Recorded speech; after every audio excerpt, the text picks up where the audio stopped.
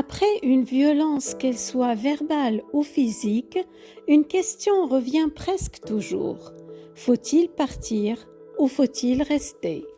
Beaucoup de personnes restent parce qu'elles aiment, parce qu'elles espèrent. Elles croient que ce qui s'est passé ne se reproduira plus. Elles voient les excuses, les larmes, les regrets. Elles entendent les promesses. Elles se disent « il ou elle a compris ». Cette fois, il va changer. Mais lorsqu'une violence a déjà eu lieu, la question est souvent beaucoup plus complexe qu'elle n'en a l'air. Parce qu'avant de se demander si quelqu'un va changer, il faut comprendre ce qui a rendu cette violence possible. Et il faut aussi se demander si la sécurité d'une personne peut raisonnablement dépendre de l'espoir qu'un changement se produise un jour. Aujourd'hui, dans les élans du cœur, nous allons entrer dans une question qui surgit souvent après une violence dans une relation. Une question qui peut diviser, retenir ou pousser à partir. Je suis Fatem Zahra Alami. J'éclaire les dynamiques relationnelles confuses et les mécanismes toxiques pour permettre un passage de la confusion à la clarté et du chaos intérieur à la lucidité. Nous allons explorer ensemble ce qui se joue derrière les excuses, les regrets et les promesses, ce qui rend la violence possible dans une relation et pourquoi le changement, même lorsqu'il est sincèrement souhaité, demande un travail profond et souvent lent.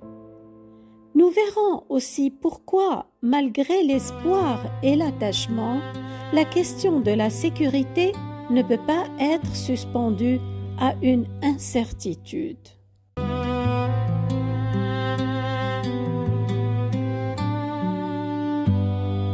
Beaucoup de personnes pensent que lorsqu'un auteur de violence regrette sincèrement ce qu'il a fait, le problème est pratiquement résolu. Ils évaluent alors la situation à partir de ce qu'il ressent après coup. Sa culpabilité, ses larmes, ses excuses, ses promesses. Pourtant, regretter n'est pas changer. Vouloir changer n'est pas changer.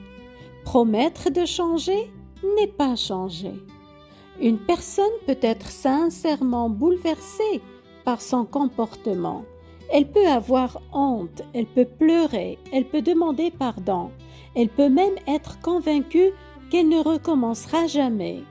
Mais le changement ne se mesure pas à ce que l'on ressent après un acte. Il se mesure à la transformation réelle du comportement. Et cette transformation demande souvent beaucoup plus que de bonnes intentions. Elle demande de remettre en question son propre fonctionnement, sa manière de gérer les conflits, sa relation au pouvoir, sa tolérance à la frustration et sa capacité à contrôler ses réactions lorsque les émotions deviennent intenses. Le regret est un sentiment, le changement est un travail, et les deux ne doivent jamais être confondus. La violence n'est généralement pas un accident isolé. Elle révèle souvent une manière de gérer la frustration, le désaccord, la contrariété ou le sentiment de perte de contrôle.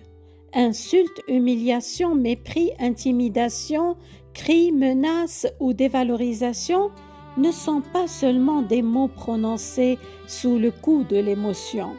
Ils traduisent une façon particulière d'entrer en relation avec l'autre lorsque la tension apparaît. Et c'est là que beaucoup de personnes se trompent. Elles prennent le remords pour une preuve de changement, alors que le changement exige un travail beaucoup plus profond. Reconnaître sa responsabilité sans justifier son comportement, accepter de remettre en question son fonctionnement, apprendre à réguler ses émotions, modifier ses habitudes relationnelles et maintenir ses efforts dans la durée. Tout le monde n'est pas prêt à entreprendre ce travail. Alors, la véritable question n'est pas « regrette-t-il ?», mais est-il capable de changer durablement son fonctionnement?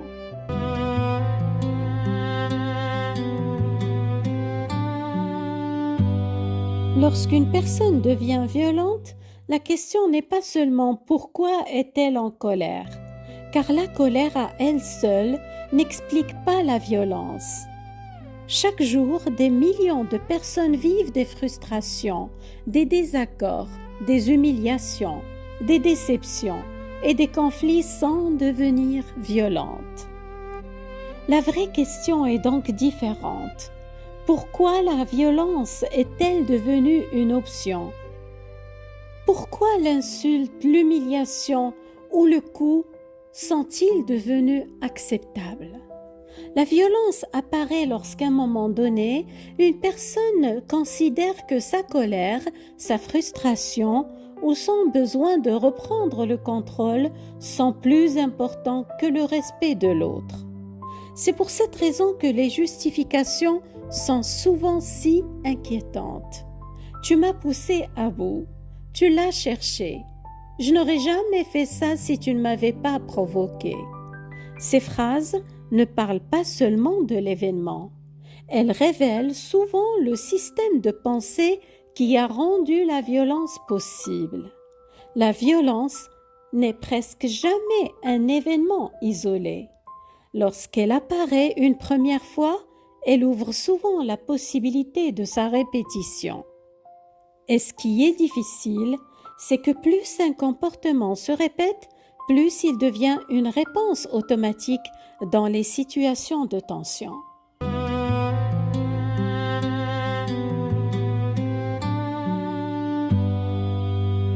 C'est ici que beaucoup de personnes sous-estiment la réalité du problème. Même des comportements beaucoup moins graves que la violence sont déjà difficiles à modifier durablement. Arrêtez de crier, de mépriser, arrêtez les remarques blessantes, le sarcasme, les humiliations, la jalousie. Certaines personnes essaient pendant des années sans parvenir à changer complètement ses habitudes, car se retenir lorsqu'on est en colère n'est pas un réflexe universel.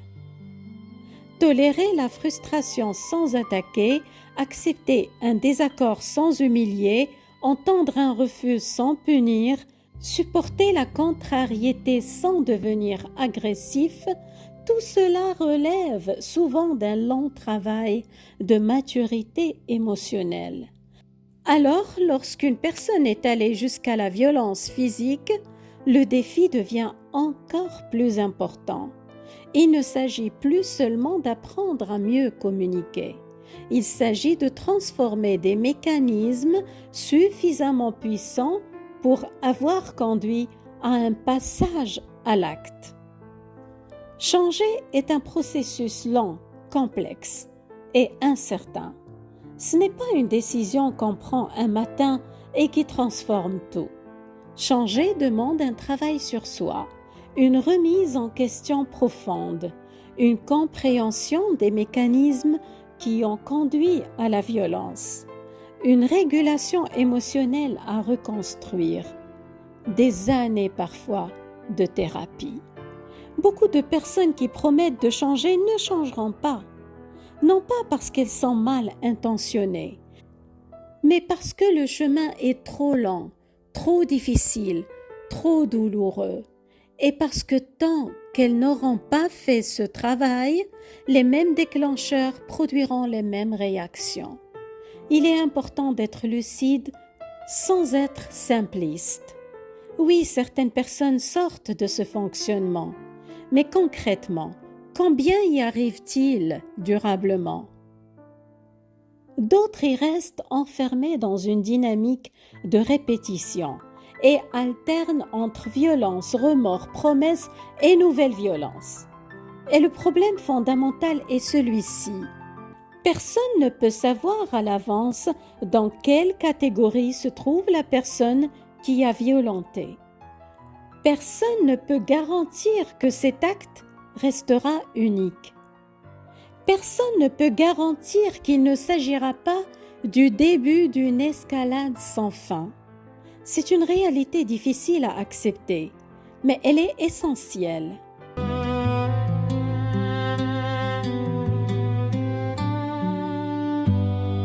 Depuis le début, nous parlons de la possibilité que l'auteur de la violence change. Mais ce n'est peut-être pas la question la plus importante.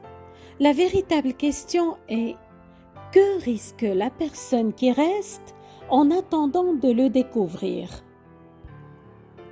Car l'amour ou l'attachement pousse souvent à attendre. Encore un peu, encore une chance, encore une promesse, encore quelques mois, encore quelques années, encore toute la vie dans la violence. L'attachement pousse naturellement à regarder ce que l'autre pourrait devenir. Mais pendant ce temps, on oublie parfois de regarder ce que l'on risque de vivre et de devenir soi-même.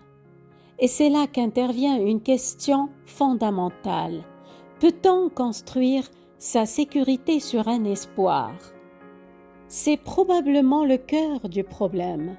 Beaucoup de personnes restent parce qu'elles espèrent. Elles espèrent que l'amour guérira la relation.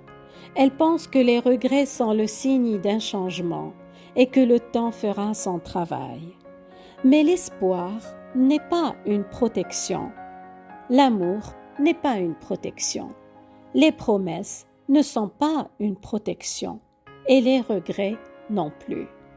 Une personne peut sincèrement vouloir changer et malgré tout ne pas y parvenir.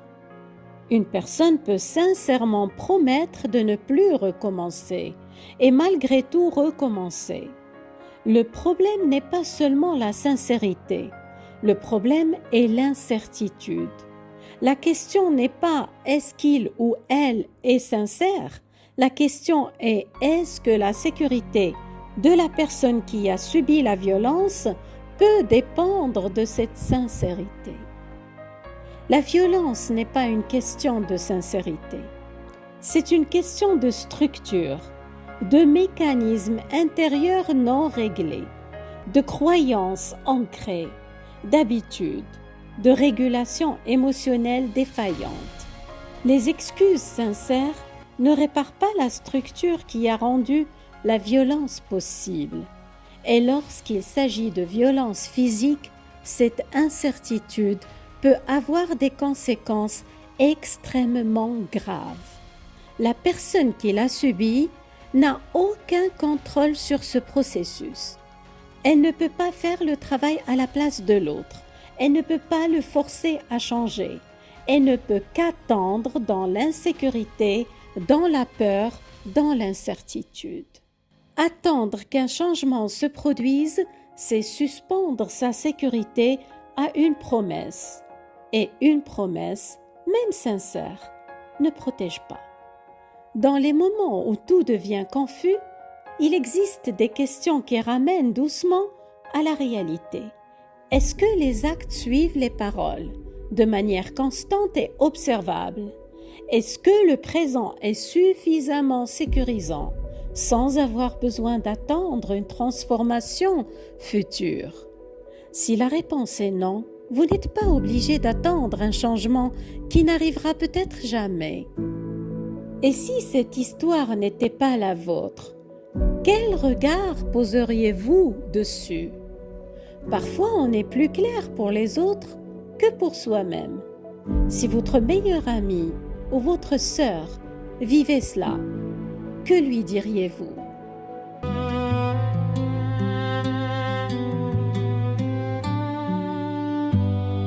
Peut-être que certaines personnes violentes changent. Peut-être qu'elles deviennent un jour capables de construire une relation respectueuse, saine et sécurisante. Peut-être même que certaines ne lèveront plus jamais la main sur personne. Mais une autre question demeure. Qui doit prendre le risque de le vérifier? Car une relation ne devrait jamais devenir le laboratoire dans lequel quelqu'un expérimente sa capacité à ne plus être violent. La personne qui a subi la violence n'a pas à servir de terrain d'essai pendant que l'autre découvre peut-être comment maîtriser son agressivité. Après une violence physique, la question n'est pas seulement est-ce qu'il peut changer? La question est aussi suis-je prêt à faire dépendre ma sécurité de quelque chose dont personne ne peut me garantir l'issue? Car si la personne ne change pas, le prix peut être immense. Parfois, il s'agit de quelques années ou de toute une vie de souffrance, d'une destruction progressive de l'estime de soi, d'une vie vécue dans la peur, des blessures irréversibles. Et ce n'est pas tout. Cela peut même coûter la vie. Lorsqu'il s'agit de son intégrité physique, de sa santé ou de sa vie, l'espoir à lui seul n'est jamais une garantie suffisante. Beaucoup de personnes restent parce qu'elles ne veulent pas abandonner. Elles croient que partir, c'est admettre qu'elles ont échoué, qu'elles n'ont pas assez aimé, qu'elles n'ont pas assez essayé. Mais partir après une violence n'est pas un abandon. C'est un acte de protection, de respect envers soi-même, de dignité. Rester dans une relation violente n'est pas une preuve d'amour. C'est souvent une preuve de résignation, de peur, d'épuisement ou d'absence d'alternative. Partir, ce n'est pas dire « je n'aime pas assez », c'est dire « je m'aime assez pour ne plus accepter ça ». Et parfois, la plus grande preuve d'amour envers soi-même, c'est de reconnaître que cette relation ne peut plus être ce qu'elle devait être, et de s'en aller doucement, lucidement, en paix. Non pas parce qu'on n'aime plus, mais parce qu'on s'aime assez pour ne plus se trahir. Prenez bien soin de vous.